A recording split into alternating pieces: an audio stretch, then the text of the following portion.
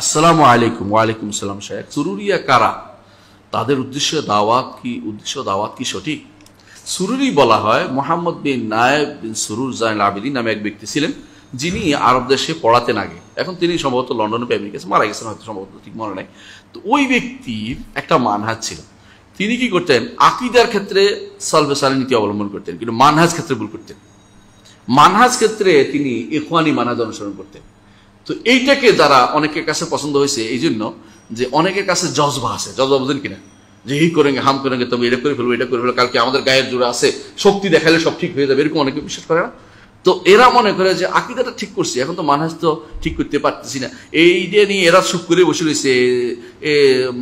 জাকারিয়া এরা তো কোনো কামের না, এরা তো একেবারে দালাল, মুখ টুমুক কিছু করে না, রাস্তায় বের হয় না, মারামারি করতেছে না, হানাহানি করতেছে না, এগুলি দ্বারা কিচ্ছু হবে না, আমরা এই করে ফেলবো সে করবো। তো এদের আবার আকীদাগত পরিশুদ্ধটা ছিল, মানহাজগত পরিশুদ্ধ ছিল না। তো কিছু ছিল যেটা পরিপূর্ণ আকীদা শুদ্ধ হলে মানহাজ শুদ্ধ হয়ে যেত, এটা সোজা কথা। তো এদেরকে বলা হয় সুরুরি। ও যেহেতু ওনার নামের সাথে সুরুর শব্দটা আছে, তো ওদের দিকে শোনা দিকে সম্পৃক্ত এদেরকে সুরুরি বলা হয়। কিন্তু মনে রাখবেন, আসলেই যারা আকীদাগত পরিপূর্ণ মানহাজগত পরিশুদ্ধ না হবে অতক্ষণ পর্যন্ত তারা আকীদাগত পরিশুদ্ধ হয় না। সুতরাং তাদের আকীদা পরিশুদ্ধ ছিল, এটাও আমরা বলছি না। মানে তারা মনে করতো যে তাদের আকীদা শুদ্ধ আছে, এই জন্য তারা মনে করে এখন আমাদের রাস্তায় বের হওয়া দরকার, এটা করবে এটা করবে। এই আসলে আমাদের এটা পরিপূর্ণভাবে কোনোভাবেই তারা আকীদাগত পরিশুদ্ধ ছিল না বলা যাবে না। এটা তাদের মত ছিল যে তারা আকীদাগত শুদ্ধ আছে, আকীদা শুদ্ধ হলে মানহাজ শুদ্ধ হইতো। কারণ মানহাজ আকীদাকে নিয়ন্ত্রণ করে, মানহাজ দিয়ে আকীদা নিয়ন্ত্রিত হয়। সুরুরি, কুতুবি এরা হচ্ছে জামাতি আর সালাফিদের মাঝামাঝি, জামাতিদের, ইখওয়ানিদের আর সালাফিদের মাঝামাঝি।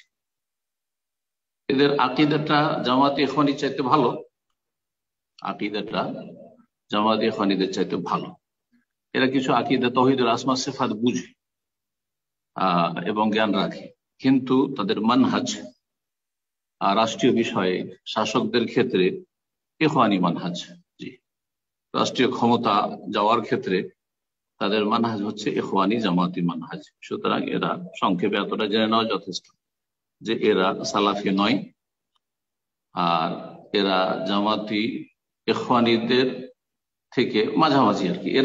এদেরকে আরেক ভাষাতে বলা যেতে পারে যে এরা সালাফি আর ইখওয়ানিদের মাঝে তাকরিব করতে চায়, মানে কাছে নিয়ে আসতে চায়, যে দুটোকে একাকার করে দেব।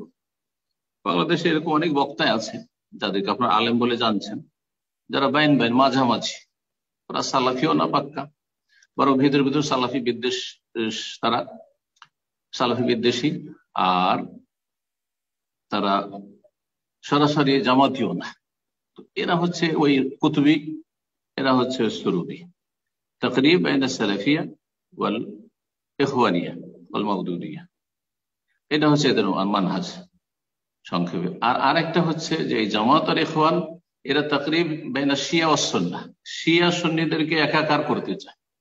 শিয়া সুন্নিতে আকীদাগত পার্থক্য নেই, শুধু ফিকহের পার্থক্য। এক জামাতি আমাকে বলেছিল অনেক আগে, মদিনা আসার আগে, যে শিয়ার সুন্নিতে কি পার্থক্য রয়েছে, শুধু ফিকহের পার্থক্য।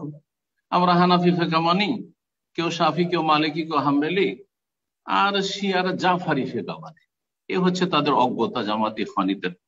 সে ইচ্ছা করে এই অজ্ঞতার কথা বলে থাকুক, অথবা তাদের সাধারণরা অজ্ঞ, যারা বিভিন্ন স্তরে রুকুন টুকুন হয়ে আছে, আর তাদের আলেম সমাজ, যারা আলেম তো এরকম বড় নেই জামাতিদের ইখওয়ানিদের ভিতরে আকীদার বিশেষ করে, তো এরা ওই শিয়া সুন্নিকে একাকার করে দিতে চায়।